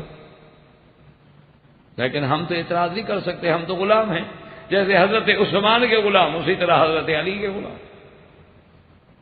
تو اصل وجہ یہ ہے، اب بات کو سنیں اور سمجھیں کہ اس میں بھی حضرت عثمان کی غلطی نہیں ہے۔ یہ ہرمزان کون ہے؟ پہلے بات کو سمجھیے، یہ احواز کے علاقے کا، اپنے علاقے کی سلطنت کا بادشاہ تھا، یہ اسلام کا بڑا دشمن تھا۔ حضرت عمر کے زمانے میں یہ گرفتار ہو کے حضرت عمر کی دربار میں آیا، اور حضرت عمر اتنے جلال میں تھے کہ اگر یہ مسجد نہ ہوتی تو اسی وقت گردن اڑا دیتے، لیکن آخر بادشاہ تھا، دماغ تھا، عقل تھا، فہم تھا، سمجھدار آدمی تھا، تیز آدمی تھا۔ جب اس کو پکڑ کے لے آئے اور وہ ہانپتا کانپتا حضرت عمر کے دربار میں آیا، تو اس نے کہا کہ حضرت عمر آپ جو بھی مجھے سزا دیں دیں، لیکن میں اس وقت پیاس سے مر رہا ہوں، کیا مجھے پانی مل سکتا ہے؟ حضرت عمر نے غصے میں کہا کہ لے آؤ پانی پلاؤ اس کو، تو پانی آ گیا۔ جب پانی آ گیا تو اس نے پیالہ ہاتھ میں لیا پانی کا اور دیکھا کہ حضرت عمر کی آنکھیں تو اسی طرح جلال برسا رہی ہیں. تو آدمی بڑا تیز تھا، اس نے کہا کہ امیر المومنین میں پانی پینے لگوں اور آپ مار دیں تو اس سے بہتر ہے کہ پہلے ہی مار دیں، ورنہ یہ ہے کہ مجھے پانی پینے تک امان دے دیں گے، جب تک میں پانی نہ پی لوں مجھے نہیں ماریں گے، میں تسلی سے پانی تو پی لوں نا. آپ نے کہا ٹھیک ہے تمہیں امان ہے، جب تک پانی نہیں پیو گے میں نہیں ماروں گا. اس نے پیالہ نیچے پھینک دیا، توڑ دیا. انہوں نے کہا میں پانی پیتا ہی نہیں، آپ مجھے کیوں ماریں گے؟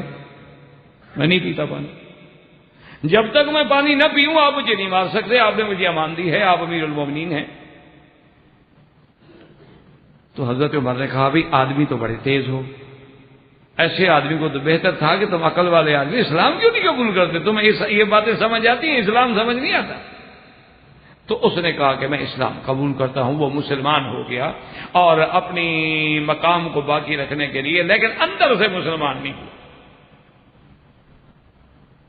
ابو لولو جو قاتل ہے سیدنا عمر کا، اس ابو لولو کو تیار کرنے والا یہی ہرمزان.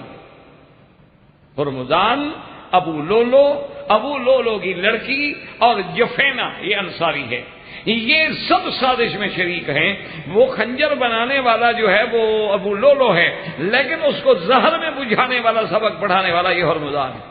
اس نے کہا کہ حضرت عمر کا لوگوں میں بڑا دبدبا ہے، آپ پہ حملہ کرنا آسان نہیں ہوگا، اس لیے اس خنجر کو اتنے دن زہر میں بجھایا کرو تاکہ کم از کم اگر بدن کو لگ بھی جائے تو زیادہ اثر نہ کر سکے. زہر تو اندر چلی جائے گی نا، زہر سے تو مر جائیں گے نا.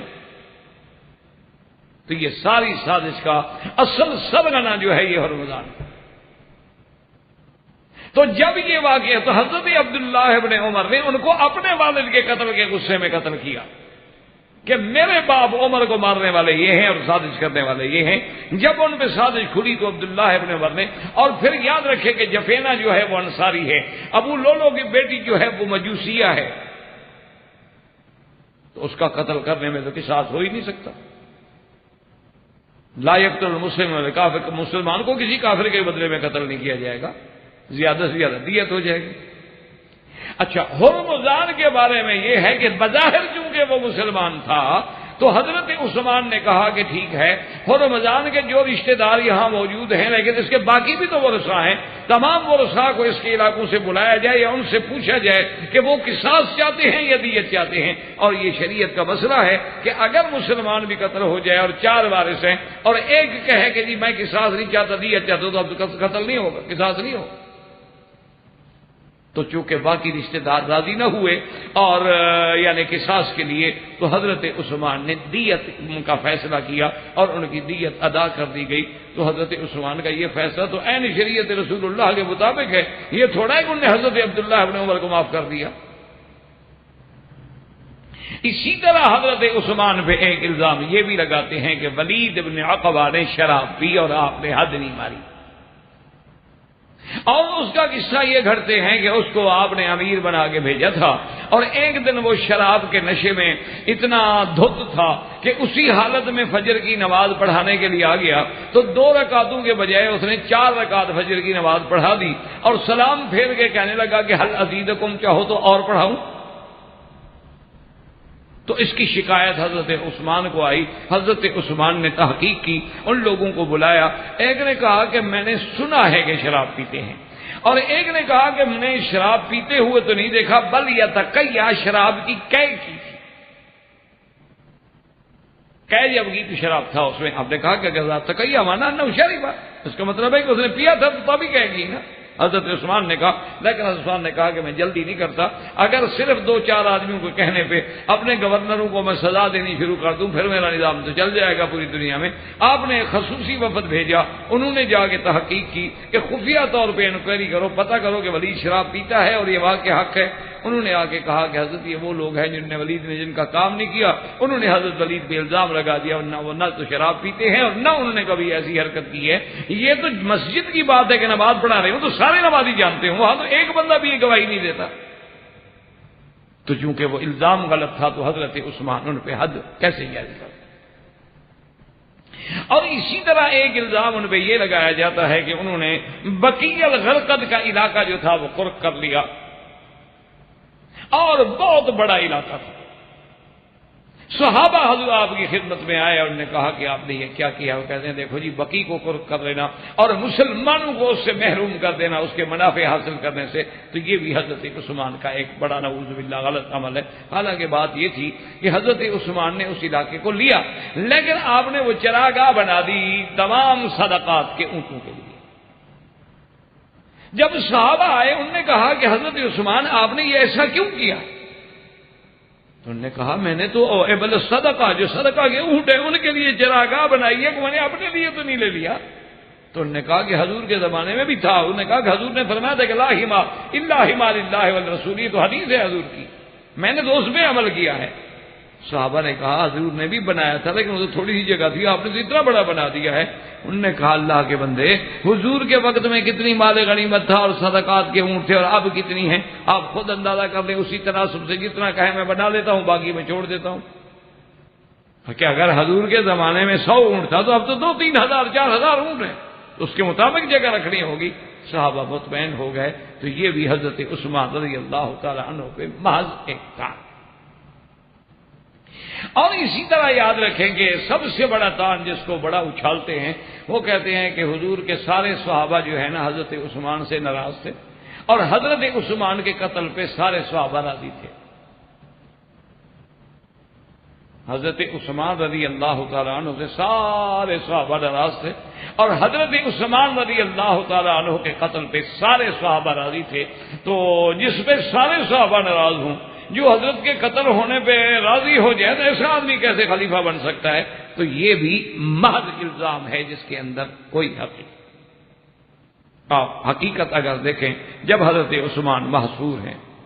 اچھا، اسی طرح اسی کے ساتھ چونکہ وہ الزام ہے میں عرض کر دوں، کہتے ہیں جی اسی لیے تو 3 دن تک آپ کی لاش پڑی رہی اور آپ کو کسی نے دفن ہی نہیں کیا، کیونکہ صحابہ تو راضی نہیں۔ تو جن سے حضور کے سارے صحابہ ناراض ہوں، حالانکہ یہ بھی محض الزام ہے، محض الزام۔ اگر صحابہ کا اتنا بڑا شان ہے تو تم بھی تو صحابہ میں ناراض نہ ہوا کرو نا۔ اگر صحابہ حضرت عثمان سے ناراض ہو جائیں اور یہ چیز قابل اعتراض ہے تو تمہارا صحابہ پہ ناراض ہونا، تمہارا صحابہ کے بارے میں غلط خیالات رکھنا، پھر یہ کیسے حلال ہو گیا؟ اصل بات سنیں کہ یہ سارا جس میں کوئی حقیقت نہیں ہے۔ حضرت عثمان جب معصور ہیں تو حضرت زید بن ثابت جو ہے وہ انصار کی طرف سے آئے، حضرت عبداللہ ابن عمر مہاجرین کی طرف سے آئے، اور ان دونوں نے آ کے آپ کی حویلی کے باہر کھڑے ہو کے کہا کہ یا امیر المومنین فامرنا، ہمیں حکم دیں۔ یہ کون ہے؟ بلکہ انہوں نے تو اتنے سخت لفظ کہے، انہوں نے کہا یہ جو 100-150 آدمی آیا ہوا ہے نا، ان کو تو اگر ہم ویسے آواز سے بھی دبکا دیں تو ان کے تو پیشاب نکل جائیں گے کپڑوں میں، یہ لڑنے والے ہیں ہمارے امیر سے، آپ حکم تو دیں، ہم ان کو سیدھا کرتے ہیں۔ آپ میں حضور کے شہر میں خون ریزی کی اجازت نہیں دے سکتا، یہ حضور کا محبوب شہر ہے مدینہ، اس میں میں ابتدا کروں خون کی؟ اس کے بعد جو آپ کے اپنے غلام تھے، آپ کے اپنے عبید تھے، آپ کی اپنی ذاتی بھی تو بہت بڑا فوج تھی، وہ آئے، انہوں نے کہا حضور ہمیں حکم دے۔ فرمایا خبردار، اگر مجھ سے محبت کرتے ہو تو کبھی ہاتھ نہ اٹھانا تلوار پہ، اپنی تلواروں کو بند کر لو اور گھروں میں بیٹھ جاؤ۔ زیادہ سے زیادہ وہ مجھے شہید کرنے کے لیے آئے ہوئے ہیں، غصے میں مجھ سے بدلہ لینا چاہتے ہیں، مجھے تو اللہ کے نبی نے پہلے ہی بتا دیا تھا کہ تو نے شہید ہونا ہے، تو لہذا میں کیوں اپنی وجہ سے مدینہ منورہ کی گلیوں میں خون پھیلانے کا ذریعہ بنوں؟ اسی طرح اب آپ دیکھیں کہ حضرت علی نے اپنے دونوں بیٹوں کو، حسن و حسین کو پہرے پہ کھڑا کیا، حضرت طلحہ نے اپنے بیٹے کو کھڑا کیا، حضرت زبیر نے اپنے بیٹے کو کھڑا کیا کہ سب پہرا دو حضرت عثمان پہ۔ اگر صحابہ نہ چاہتے ہوں تو یہ تمام جلیل القدر صحابہ اپنی اولادوں کو حضرت عثمان کے پہرے پہ لگا دیں۔ اچھا، اور پھر اگر میرے شیعہ حضرات توجہ کر لیں، غور کر لیں، یہ میں نے ذکر بھی اسی لیے کیا ہے مناقب کے اندر کہ شاید خدا کرے کہ کسی کے دل میں کوئی بات بیٹھ جائے اور کسی کی ہدایت کا ذریعہ بن جائے، اگر وہ سکون دل کے ساتھ ان الزامات کو سمجھے، سنے، پڑھے، تو شاید میرا اللہ قادر ہے کہ شاید کہ اتر جائے تیرے دل میں میری بات، تو ورنہ اب آپ ٹھنڈے دل سے سوچیں، حضرت علی کو بتائیں، حضرت علی نے جب آپ کو کہا گیا کہ حضرت کا قتل عثمان، پتہ حضرت نے کہا، فرمایا واللہ لعن اللہ قتلت عثمان فی السہل والجبل. اور اسی طرح صحیح روایت ہے جو شریف مرتضیٰ نے اپنی کتاب میں بھی کی ہے، اس نے لکھا ہے باقاعدہ اپنی کتاب میں کہ یوم الجمل، یعنی جس دن جنگ جمل ہوئی نا بی بی عائشہ، چونکہ قصاص لینا چاہتی تھی نا بی بی عائشہ، تو قیل لعلی رضی اللہ تعالیٰ عنہ، حضرت علی سے آ کے کہا گیا نہ عائشہ یلعن قتلۃ عثمان، بی بی عائشہ عثمان کے قاتلوں پہ لعنت بھیج رہی ہیں. تو حضرت علی کھڑے ہوئے فرمایا کہ نعم ما قلت، بی بی صاحبہ نے جو کچھ کہا ہے صحیح کہا ہے. اس لیے روایت میں فقال علی یوم الجمل لعن اللہ قتلۃ عثمان فی السہل والجبل، اللہ تبارک و تعالی وہ زمین میں ہوں یا پہاڑوں میں خدا ان پہ لعنت کرے. انہوں نے کہا بی بی عائشہ نے ٹھیک کہا، میں بھی ان پہ لعنت بھیج. تو حضرت علی رضی اللہ تعالی نے پہ لعنت بھیج. اور یہاں تک 3 دن لاش کی بات ہے، یہ بالکل سفید جھوٹ ہے. حضرت 18 ذی الحجہ کو یوم الجمعہ بعد عصر شہید ہوئے ہیں اور اسی رات میں تدفین ہوئی ہے. اور حضرت جبیر ابن مطعم نے جنازہ پڑھایا ہے، صحابہ جنازے پہ حاضر ہوئے ہیں. اور صحابہ کہتے ہیں کہ جب ہم حضرت عثمان کی لاش کو لے کے جنت البقیع کی طرف جا رہے تھے تو ہم نے پیچھے دیکھا کہ ایسے بہت بڑا اجتماع، جیسے پیچھے کوئی بہت بڑا لوگوں کا جتھا آ رہا ہو، بڑا عظیم اجتماع آ رہا ہو. تو ہم گھبرا گئے کہ شاید وہ مخالفین جو ہے قتلۃ عثمان جو ہے شاید وہ کمک لا کے آ رہے ہیں اور لاش چھین لیں گے ہم سے، نعوذ باللہ شاید وہ لاش کو بھی نقصان پہنچائیں. لیکن اس مجمع سے آواز آئی کہ آپ آرام سے دفن کریں، یہ سارا لشکر جو ہے ملائکۃ السماء، اللہ کے فرشتوں کا لشکر ہے. اور ایک روایت مبارک میں آتا ہے کہ حضور نے فرمایا یوم یموت عثمان یصلی علیہ الملائکہ، میرا عثمان جس دن فوت ہوگا اللہ کے فرشتے اس پہ جنازہ پڑھیں گے رضوان اللہ تعالی علیہم اجمعین. تو اتنے بڑے آدمی کے لیے اچھا. اور اس کے بعد دیکھو نا جی کہ دروغ گورا حافظہ نباشد، جھوٹے آدمی کو بات ہی آتی رہتی. اگر حضرت عثمان پہ سارے صحابہ ناراض تھے تو یہ لڑائی کس سے ہوئی حضرت علی کی؟ اللہ کے بندو، حضرت علی کی جو لڑائی ہوئی ہے، آپ کہتے ہیں بی بی عائشہ مقابلے پہ آ گئی، بی بی عائشہ مقابلے پہ آ گئی، یوم جمل لڑائی ہو گئی، یوم صفین لڑائی ہو گئی اور 10,000 صحابہ شہید ہو گئے. کیوں ہوئی تھی یہ لڑائی؟ مسئلہ تو عثمان کا بدلہ لینا تھا نا. تو عثمان کو تو صحابہ چاہتے نہیں تھے، ان کے لیے جانے کیوں دے رہے ہیں رضوان اللہ علیہم اجمعین. تو یہ بھی ایک سراسر جھوٹ ہے. اچھا اسی طرح ایک اور تان بھی کرتے ہیں، کہتے ہیں کہ دیکھو جی حضرت عثمان نے خالف رسول اللہ صلی اللہ علیہ وسلم، حضرت عثمان نے نعوذ باللہ حضور کی مخالفت کی کہ حضور نے مینا عرفات میں 2 رکعتیں نماز پڑھی ہیں، لیکن حضرت عثمان نے مینا عرفات میں 4 رکعت نماز پڑھی. کہتے ہیں حضور کی مخالفت کی. جب حضور کی مخالفت کی تو خلیفہ راشد کیسے بن گئے؟ حالانکہ اگر آپ دیکھیں تو امام احمد ابن حنبل رحمۃ اللہ علیہ، اسی طرح آیا امام طحاوی نے، اسی طرح ابن عبد البر نے، سب نے اپنی کتابوں میں لکھا ہے کہ جب حضرت عثمان رضی اللہ تعالیٰ عنہ مینا میں عرفات میں 4 رکعتیں پڑھی تو صحابہ نے اعتراض کیا کہ آپ نے کیسے 4 رکعتیں پڑھی ہیں، حالانکہ حضور صلی اللہ علیہ وسلم نے تو 2 رکعتیں پڑھی. حضرت عثمان نے کہا انی تعالت بمکہ تھا، آپ نے فرمایا کہ لوگوں تمہیں پتہ نہیں کہ میں نے مکے میں شادی کر دی ہے، اب مکے میں میرا گھر بن گیا ہے. اور حضور نے فرمایا کہ جو مکے میں جن کا گھر ہے وہ تو مسافر نہیں ہیں، ان کو تو نماز پوری پڑھنی ہوگی. حضور تو مدینے سے تشریف لائے تھے. وسکت اصحاب رسول اللہ، تمام صحابہ مطمئن ہو کے چپ ہو گئے. تو یہ بھی تان ہے جس کی کوئی حقیقت نہیں ہے، ورنہ تو خلیفہ راشد کا عمل جو ہے وہ بھی سنت رسول اللہ ہوتی ہے. علیکم سنتی و سنت الخلفاء الراشدین المہدیین تمسکوا بها وعضوا علیہا بالنواجذ ایاکم ومحدثات الامور کل محدثۃ بدعہ وکل بدعۃ ضلالہ وفی روایۃ کل ضلالۃ فی النار. اللہ تبارک و تعالی ہمارا کہنا آپ کا سننا قبول منظور فرمائے. انشاءاللہ اب اللہ کو منظور ہے تو آئندہ درس میں مناقب سیدنا علی رضی اللہ تعالی عنہ سے ابتدا ہوگی. اللہم صلی علی سیدنا محمد وعلی آل سیدنا محمد کما صلیت علی ابراہیم وعلی آل ابراہیم فی العالمین انک حمید مجید. احباب کرام، اس کے بعد اب آپ اس مبارک سلسلے کی CD نمبر 18 سماعت فرمائیں۔